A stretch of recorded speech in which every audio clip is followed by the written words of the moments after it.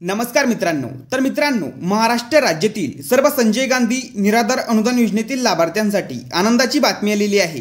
तर राज्य शासनाच्या माध्यमातून दिव्यांग लाभार्थ्यांना 25 रुपये आणि त्यासोबतच संजय गांधी निराधार अनुदान योजनेतील लाभार्थ्यांना आणि श्रावणबाळ सेवा राज्य निवृत्तीवेतन योजनेतील लाभार्थ्यांना त्यासोबतच विधवा व निराधार महिलांना 1500 रुपये याप्रमाणे प्रत्येक महिन्याला अनुदान त्यांच्या खात्यात जमा केलं जातं।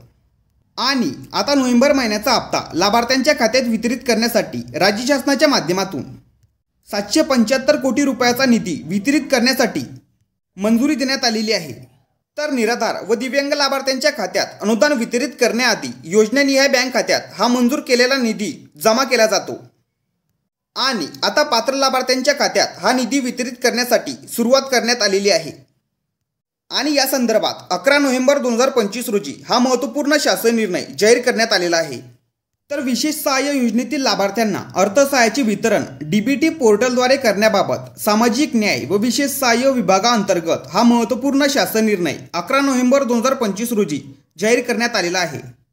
तर या शासन निर्णयाच्या माध्यमातून डिसेंबर 2024 पासून फक्त डीबीटीच्या माध्यमातून हे अनुदान लाभार्थ्यांच्या खात्यात जमा केलं जात आहे। आणि त्यानुसार आता संजय गांधी निराधार अनुदान योजनेअंतर्गत आणि दिव्यांग अनुदान योजनेअंतर्गत पात्र लाभार्थ्यांच्या खात्यात नोव्हेंबर महिन्याचे अनुदान जमा करण्यासंदर्भात सूचना देण्यात आलेल्या आहेत। आणि यासाठी या शासन निर्णयानुसार 775 कोटी रुपये लाभार्थ्यांच्या खात्यात वितरित करण्यासंदर्भात मंजुरी देण्यात आलेली आहे। तर पुढील 2 ते 3 दिवसांमध्ये नोव्हेंबर महिन्याचे अनुदान लाभार्थ्यांच्या खात्यात जमा होणार आहे। तर अशा पद्धतीने संजय गांधी निराधार अनुदान योजनेतील लाभार्थ्यांसाठी ही होती एक महत्त्वाची अपडेट। महत्त्वपूर्ण हा व्हिडिओ सर्वांना शेअर करा आणि चॅनलवरती जर नवीन असाल तर चॅनलला सबस्क्राईब करा। अशाच महत्त्वपूर्ण माहितीसह व्हिडिओ आपल्या चॅनलवरती येत असतात।